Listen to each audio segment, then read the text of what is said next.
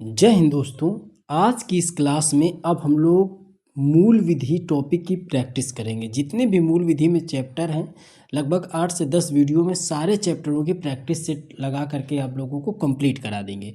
ये देख लीजिए, हमने इतने चैप्टर जो मूल विधि के थे बारी बारी करके कंप्लीट कर दिए हैं। प्लेलिस्ट बनी हुई है, तो प्लेलिस्ट से जा करके आप वीडियो इनका देख लीजिएगा, वरना आप पीडीएफ जीएस रिव्यू के नाम से हमारा एप्लीकेशन है, तो वहाँ से आप इसकी पीडीएफ भी डाउनलोड कर पाएंगे। तो चलिए हम लोग क्लास शुरू करते हैं। उससे पहले जितने लोग चैनल पे नए हैं वो लोग चैनल को सब्सक्राइब करके और बेल आइकन को प्रेस करके ज़रूर रखें, ताकि जितने वीडियो बनाएं उनका नोटिफिकेशन आपके पास आता रहे। चलिए देखते हैं। सबसे पहले हम लोग सबसे पहला क्वेश्चन यहाँ पे देखते हैं कि पीसीएमए 2006 की धारा 2 के ए के अनुसार एक पुरुष को बालक, यहाँ पे बाल लिखा है, बालक माना जाता है यदि उसने कितनी आयु पूरी नहीं की है। कितनी आयु पूरी नहीं की है। क्वेश्चन क्या है हमारा कि कितनी आयु पूरी नहीं की है। वो आपको उम्र बतानी है, वो आयु बतानी है जो कि बालक माना जाएगा। ठीक है, तो इस क्वेश्चन में देखो बहुत फर्क है, इसमें आप अच्छे से पढ़ना कि वो उसने कितनी आयु पूरी नहीं की है। यानी आपको वो उम्र बतानी है कि अगर वो आयु पूरी कर ले तो वो बालक कहलाएगा।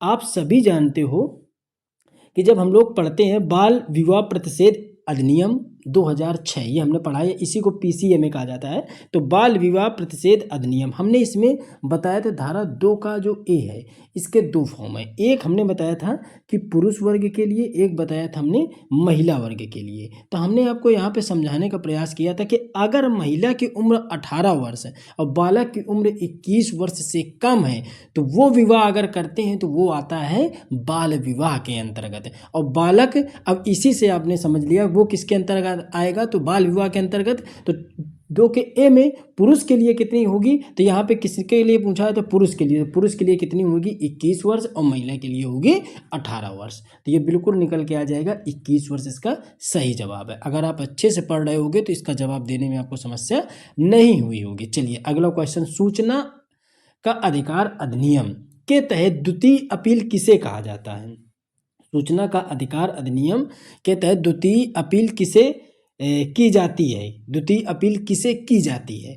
ऑप्शन आपके पास दिए हैं, सूचना आयोग, लोक सूचना अधिकारी, प्रधानमंत्री या राष्ट्रपति। तो जब हमने आप लोगों को आरटीआई पढ़ाया था, आरटीआई, हाँ, आरटीआई जब हम इसी को कहते हैं सूचना अधिकार अधिनियम, आरटीआई जब हमने पढ़ाया था तो हमने उसके बारे में आप लोगों को बताया था कि आरटीआई के लिए अगर मुख्य बातें कर ले तो आरटीआई अप्लाई करने के लिए फ़ीस कितनी होती है। फ़ीस तो आप तुरंत बताओगे सर 10 रुपये पर हेड होती है, 10 रुपये। ठीक है, इसके बाद अगर ये पारित कब हुआ था, तो पारित तो आप तुरंत बताओगे कि सर जी ये पारित हुआ था 12 मई 2005 को। कब, 2005 को। ठीक है, राष्ट्रपति जी ने इसको कब पारित किया, तो ये हुआ था 15 जून को। ठीक है, 15 जून को। कब हुआ था, 15 जून को। ठीक है, लागू कब हुआ था, ये वो डेटें हैं कि आपका रिवीजन अच्छे से होगा। तो लागू कब हुआ था, तो 12 अक्टूबर को। कब हुआ था, 12 अक्टूबर 2005 को। ठीक है, और जम्मू कश्मीर में कब लागू हुआ, तो जम्मू कश्मीर में 31 अक्टूबर 2019 को। कब, 2019 को लागू हुआ। ठीक है, इसमें कितने अध्याय हैं, तो अध्याय की अगर हम लोग बात कर लें, अध्याय कितने हैं हमारे पास इसमें, तो अध्याय हमारे पास हैं 6। अगर बात कर ले अनुसूची कितनी है, कितनी अनुसूची हैं, तो अनुसूची कितनी है 2। धाराएं कितनी हैं, धाराएं कितनी हैं, तो धाराएं हमारे पास हैं 31। तो इस तरीके से हमने पूरा एक आप लोगों को सूचना का अधिकार अधिनियम जो आरटीआई 2005 है, बेसिक आपने यहाँ पे अच्छे से चीज़ों को समझ लिया। अब ये पूछ रहा था क्वेश्चन, द्वितीय अपील किसे की जाती है, तो सूचना आयोग को द्वितीय अपील की जाती है। अब आप लोग ये बताइएगा कि जो द्वितीय अपील होती है वो कितने दिनों के लिए की जाती है, कितने दिनों बाद, ये आप हमें कमेंट करके बताइएगा। चलिए पूरा बेसिक आप लोगों को हमने यहाँ पे समझा दिया। भारतीय न्याय संहिता 2023 कब लागू हुआ, भारतीय न्याय संहिता 2023 कब लागू हुआ। ठीक है, अब ये आपने अच्छे से समझा होगा, ये है बीएनएस, भारतीय न्याय संहिता। ये किससे बना था, बीएनएस किससे बना था, तो हमने आप लोगों को पढ़ाया था आईपीसी, आईपीसी से कन्वर्ट हुआ बीएनएस में, और सीआरपीसी से कन्वर्ट हुआ किस में, बीएनएसएस, भारतीय नागरिक सुरक्षा संहिता। ठीक है, इस तरीके से इन चीज़ों को हम लोगों ने कवर करा था, आप लोगों को बताया था। तो भारतीय न्याय संहिता कब लागू हुआ, आपके पास डेट पूछ रहा है तो बिल्कुल आराम से हम लोगों ने अगर अच्छे से इसको पढ़ रखा है तो बता देंगे। इसमें अगर डेट की हम लोग बात कर लें तो ये संसद में कब पेश हुआ, संसद में इसको कब पेश किया गया, संसद में कब पेश किया गया, तो आप तुरंत बताओगे सर 11 अगस्त को, 11 अगस्त है, और डेट क्या है 2023 को, 2023 को। अगर बोल दें कि लोकसभा में कब पेश किया गया तो तुरंत बताओगे सर जी 20 दिसंबर 2023 को। अगर पूछ लें कि सर जी ये बताइए कि राज्यसभा में कब पेश किया गया, राज्यसभा में, तो तुरंत आपको बताना है 21 दिसंबर को, 21 दिसंबर 2023 को। अगर यही पूछ लें कि ये अधिनियम कब बना तो आप तुरंत बताओगे 25 दिसंबर 2023 को। ठीक है, अब आपसे ये पूछ रहा है कि सर ये लागू कब हुआ, सर ये लागू कब हुआ, लागू कब हुआ, ये तो पारित वाली डेट हमने बताई, लागू कब हुआ, तो आप तुरंत बताओगे सर जी 1 जुलाई 2024 को, 1 जुलाई 2024 को। इस तरीके से आप इनका प्रैक्टिस करो, कहीं से भी अगर आप मॉक लगा रहे हो तो विधिवत आप उन चीज़ों को समझने का प्रयास किया करो, सारे उसकी फ्रेमिंग अपने दिमाग में आप अच्छे से सेट कर लिया करो। चलिए अगला क्वेश्चन देखते हैं। बौद्धिक संपदा अपराध में निम्नलिखित में से किसे चोरी साइबर अपराधी करता है, बौद्धिक संपदा अपराध में निम्नलिखित में से किसकी चोरी साइबर अपराधी करता है। ठीक है, साइबर अपराधी किसकी चोरी करता है। अब बताओ, हमने आप लोगों को बताया था कि जो साइबर क्राइम हमने पढ़ाया था, साइबर क्राइम यानी आईटी एक्ट हम आप लोगों को पढ़ाया था, ये जो था इसमें हमने क्या आप लोगों को बताया था साइबर क्राइम में कि वो किसकी चोरी करता है, तो वो पेटेंट, ट्रेडमार्क, डिजाइन या सॉफ्टवेयर की चोरी करता है। तो इसमें जो ये विकल्प हैं ये सारे इसमें सही हो जाते हैं। चलिए अगला, जनहित याचिका का जन्म कहाँ हुआ था, तो जनहित याचिका का जन्म कहाँ हुआ था, जनहित याचिका का जन्म कहाँ हुआ था। अब देख लो, आप लोगों के दिमाग में जवाब तो आ ही गया होगा, लेकिन समझ लो इसकी शुरुआत जो हुई थी 1960 में, हमने आपको बताया था यूएसए से हुई थी। कहाँ से, यूएसए से इसकी शुरुआत हुई थी। इसमें यूएसए से वकीलों द्वारा इसका नामकरण किया गया था। ठीक है, वकीलों द्वारा इस शब्द का प्रयोग किया गया था जनहित, लेकिन वकीलों ने, यूएसए के वकीलों ने इसका नामकरण जो किया था वो कहा था सामाजिक कार्यवाही, सामाजिक कार्यवाही के नाम से इसको जाना गया था, सामाजिक कार्यवाही। ठीक है, तो यही पूछ रहा है कि जन्म कहाँ हुआ, तो आप तुरंत बताओगे कि सर जी अमेरिका, 1960 में इसकी शुरुआत की गई थी। चलिए अगला हम लोग देखते हैं, सूचना का अधिकार विधेयक निम्न में से किस राष्ट्रपति के शासनकाल में लागू हुआ था, सूचना का अधिकार विधेयक। अब ये बताइए, सूचना का जो अधिकार विधेयक था वो आया कब, आरटीआई कब आया, तुरंत दिमाग में जाएगा कि सर जी आरटीआई जो आया था वो आया था 2005 में, 2005 में। तो उस समय आपके दिमाग में आना चाहिए कि राष्ट्रपति कौन थे। तो आपको एक बात याद होना चाहिए कि जो डॉक्टर एपीजे अब्दुल कलाम का जो शासन था वो 2002 से 2007 के बीच में था, 7 के बीच में था। तो इसका सही जवाब क्या हो जाएगा, डॉक्टर एपीजे अब्दुल कलाम जी। चलिए अगला क्वेश्चन हम लोग देख लेते हैं। भारतीय वन अधिनियम को डैश अधिनियमित किया गया, भारतीय वन अधिनियम को कब अधिनियमित किया गया। तो आप लोगों को हमने जब वन अधिनियम पढ़ाया था तो इसमें कब उसको अधिनियमित किया गया, डेट बताई थी 1927, लेकिन इसके आगे की एग्जैक्ट डेट क्या है, तारीख क्या है, तो तुरंत आना चाहिए जवाब 21 सितंबर 1927। अगर मन से पढ़ रहे होगे तो जवाब बिल्कुल आसानी से आप लोग दे रहे होगे। अगर टाइम पास चल रहा होगा तो फिर टाइम पास के ही तरीके से जवाब भी आएगा कि सर जी कब जवाब दें और हमारा डाउट क्लियर हो। चलिए अगला है, चलिए पॉलिटी का क्वेश्चन भी आ गया कि भारतीय संविधान के प्रथम दिन के अधिवेशन की अध्यक्षता किसने करी थी। तो देखो जो संविधान की जो बैठक हुई, पहली हुई 9 दिसंबर को, दूसरी हुई 11 दिसंबर को, तीसरी बैठक हुई 13 दिसंबर को, ठीक है।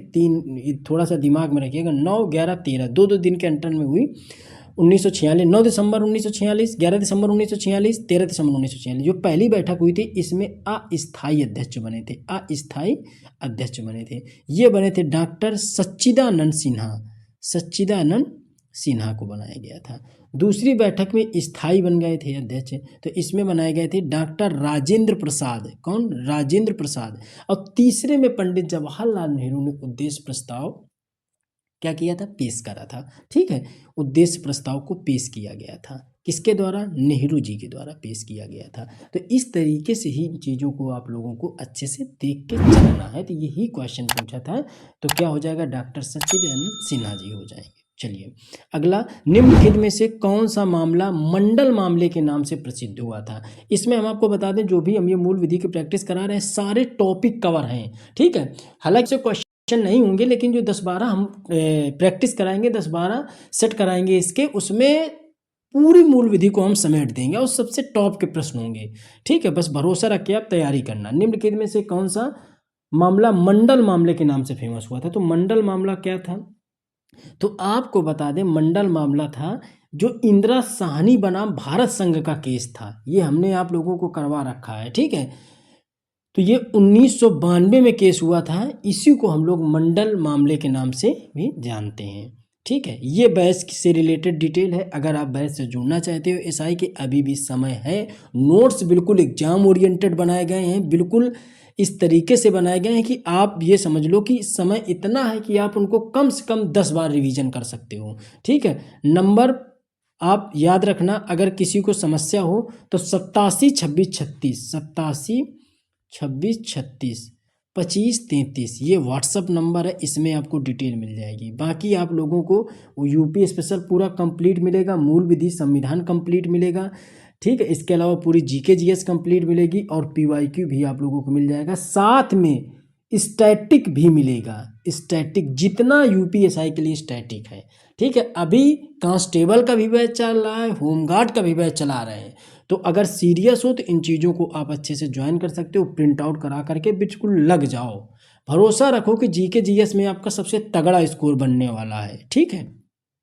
चलिए, एप्लीकेशन जीएस रिव्यू के नाम से है, डिस्क्रिप्शन में कमेंट में हम लिंक लगा देंगे, तो आप लोग जा करके देख लीजिएगा, ठीक है। निम्नलिखित में से कौन सा वाद विधि का शासन, वर्ड को हाईलाइट करिएगा, विधि के शासन से संबंधित नहीं है, विधि के शासन से संबंधित नहीं है। आपके पास जो ऑप्शन दिए गए हैं वो है इंदिरा गांधी बनाम राजनारायण, डॉक्टर डीएम जबलपुर बनाम एसके शुक्ला, या सॉरी एडीएम जबलपुर बनाम एसके शुक्ला, या एसपी गुप्ता बनाम भारत संघ, या जय सिंघानी बनाम भारत संघ। तो ये कौन सा केस था, तो ये था सी नंबर, यानी कि एसपी गुप्ता बनाम भारत संघ विधि के शासन से संबंधित केस नहीं था, बाकी सारे केस संबंधित हैं, ठीक है।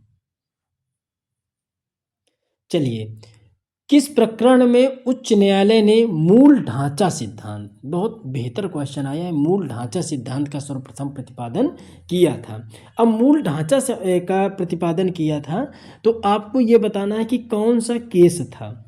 तो आप सभी जानते हैं कि जो केस था वो था केशवानंद भारती प्रकरण, ये 1973 में हुआ था। ये किससे रिलेटेड है, तो ये है मूल ढांचा से रिलेटेड है, बहुत पूछा जाता है एग्जाम में, इसको आप लोग याद रखिएगा। चलिए अगला क्वेश्चन है कि 16 वर्ष से कम आयु की लड़की से बलात्कार की सज़ा क्या है। हमने आपको बताया था कि आप बीएनएस और बीएनएसएस इन दोनों में वो सज़ाएँ, वो आपको रूल्स याद रखने हैं जो महिलाओं से रिलेटेड हों, जो बालिकाओं से रिलेटेड हों, जो बलात्कार से रिलेटेड हों, ठीक है, जो गैंग रेप से रिलेटेड हों, इनको आपको ज़रूर याद रखना है। और जो चोरी से और जघन्य अपराध से, इनको आपको बिल्कुल दिमाग में सेट कर लेना है। सज़ा कितनी है, किस भाग में दिया गया या किस आर्टिकल में दिया गया है, इनको बस आपको अच्छे से याद रखना है, ठीक है। ये क्योंकि आप अगर आप अगर एसआई या दरोगा बनते हैं तो आप लोगों को इन चीज़ों को अच्छे से रिकॉल करना पड़ेगा, याद करना पड़ेगा, तैयार करना पड़ेगा, तभी तो आप उसका मुकदमा दर्ज कर पाएंगे, लिख पाएंगे। तो इससे जुड़े हुए मामले आपको अच्छे से तैयार करने हैं। ऑप्शन आपके पास जो दिए गए हैं वो क्या दिए गए हैं, 10 वर्ष, 20 वर्ष आजीवन कारावास, 7 वर्ष से 14 वर्ष। तो आपको बता दें 16 वर्ष से कम आयु की जो लड़की होती है अगर उसके साथ बलात्कार होता है तो 20 वर्ष से आजीवन कारावास तक की सजा का प्रावधान दिया गया है। अगला, भारतीय दंड संहिता आईपीसी में अध्याय और धाराओं की संख्या कितनी है। देखो इसमें आईपीसी से भी क्वेश्चन आ गया, तो हमने नोट्स में बताया भी था, हमने इस तरीके से लिखा था कि आईपीसी और इस तरफ लिखा था बीएनएस पहले लिखा था कि मूल दोनों में अंतर क्या निकल के आया, फिर इसके बाद हमने बीएनएस आप लोगों को पढ़ाना चालू किया था। तो इस चार्ट को भी हमने समझाया था कि दोनों याद करके चलना, इसमें कितनी धारा है, इसमें कितनी धारा है, इसमें कितनी अनुसूची, इसमें कितनी अनुसूची। इस तरीके से जब आप पढ़ोगे तभी आपका काम बनेगा भी। चलिए तो बताइए कितनी धाराएं और कितनी अनुसूचियां थी। तो आईपीसी में आप लोगों को बता दें जो अध्याय थे हमारे पास, अध्याय वो कितने थे, 23 थे, और धाराएं कितनी थी, धाराएं तो कितनी थी, 511 थी। कितनी थी, 511। तो कितना हो जाएगा, 23 अध्याय और 511 धाराएं।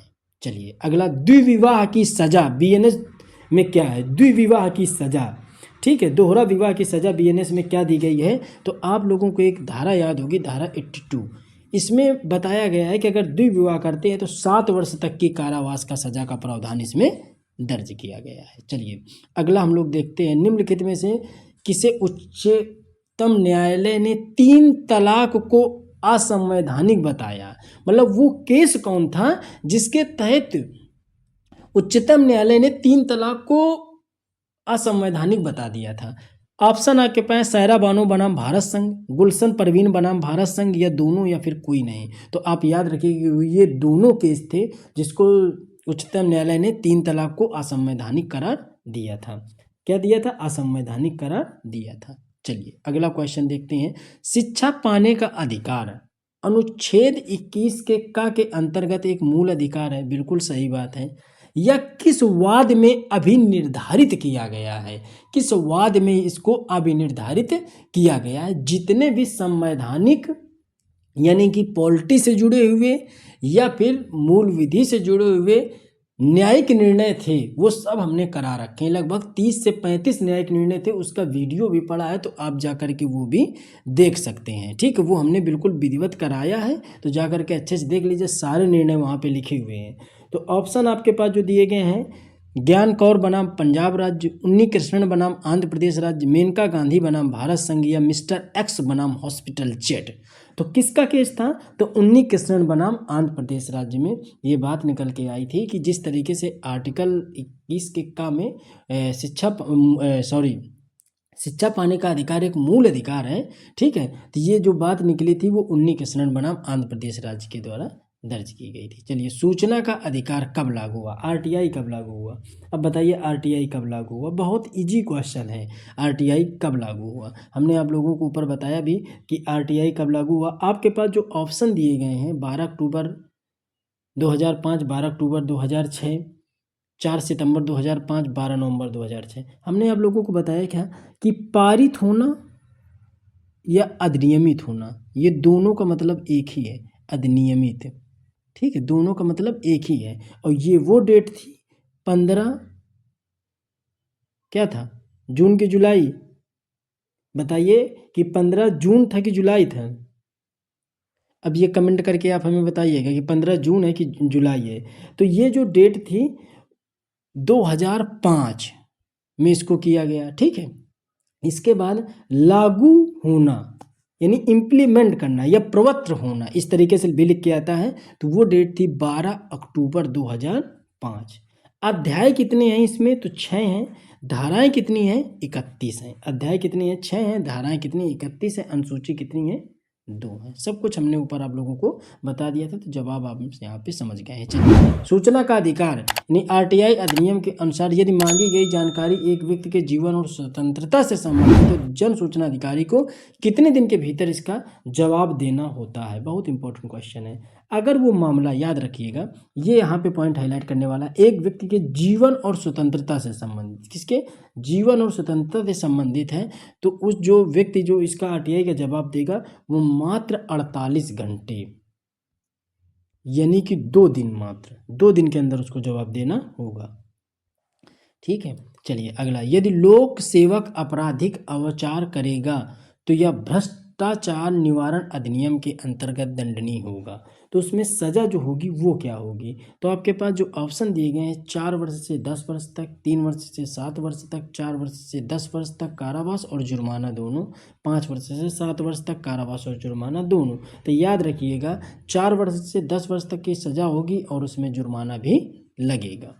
चलिए अगला क्वेश्चन देखते हैं, भारतीय न्याय संहिता 2023 भारत के बाहर किन परिस्थितियों में लागू होगा, भारत के बाहर किन परिस्थितियों में लागू होगी। भारतीय नागरिक द्वारा विदेश में अपराध करना, भारत में पंजीकृत जहाज या वायुयान पर अपराध करना, भारत के कंप्यूटर संसाधन से जाकर के बाहर साइबर हमला करना। ठीक है, तो किस पे लागू होगी, तो ये बिल्कुल तीनों पे लागू होगी, तो इसका ऑप्शन सही हो जाएगा डी नंबर।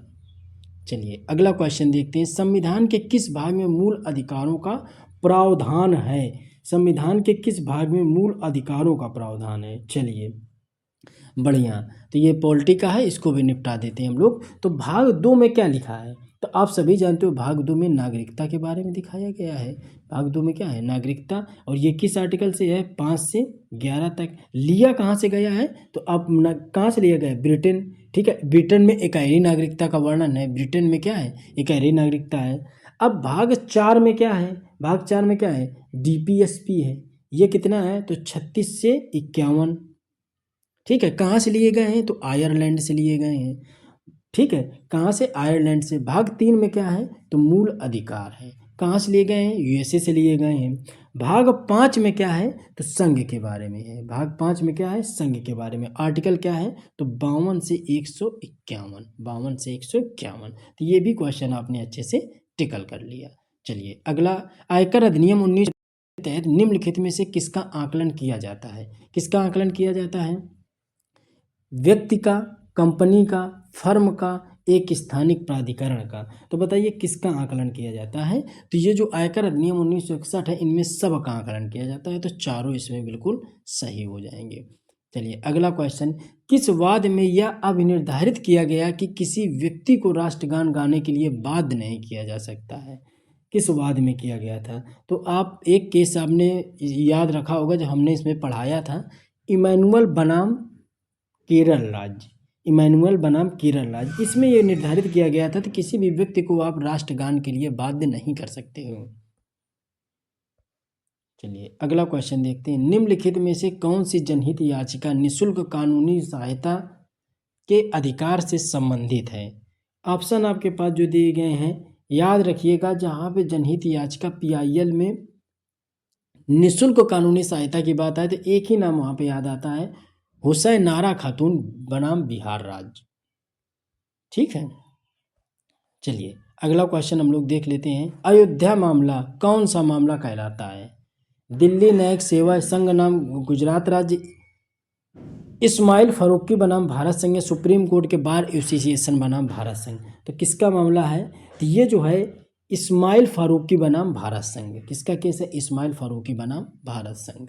चलिए अगला हम लोग देख लेते हैं, धारा 15 ईपीए के प्रावधानों या उसके तहत बनाए गए नियमों का उल्लंघन के लिए दंड निर्धारित किया है। प्रारंभिक अपराध के लिए अधिकतम कारावास कितनी हो सकती है, अधिकतम कारावास कितनी हो सकती है, तो कितनी होगी, तो 5 वर्ष होगी, कितनी, 5 वर्ष। वन्य जीव संरक्षण अधिनियम की बात कर रहा है तो कितनी होगी, 5 वर्ष होगी। अगला देख लेते हैं, पर्यावरण संरक्षण अधिनियम 1986 के मुख्य रूप से किस अंतर्राष्ट्रीय सम्मेलन के निर्णयों को प्रभावी करने के लिए अधिनियमित किया गया था, किसके निर्णयों को प्रभावित करने के लिए किया गया था, तो ऑप्शन आपके पास दिए गए, क्योटो प्रोटोकॉल 1997, रियो पृथ्वी शिखर सम्मेलन 1992, या मानव पर्यावरण संयुक्त राष्ट्र सम्मेलन स्टॉकहोम 1972, या बेसल कन्वेंशन 1989। तो किसको किया गया था, तो मानव पर्यावरण संयुक्त राष्ट्र संघ सम्मेलन स्टॉकहोम 1972 को।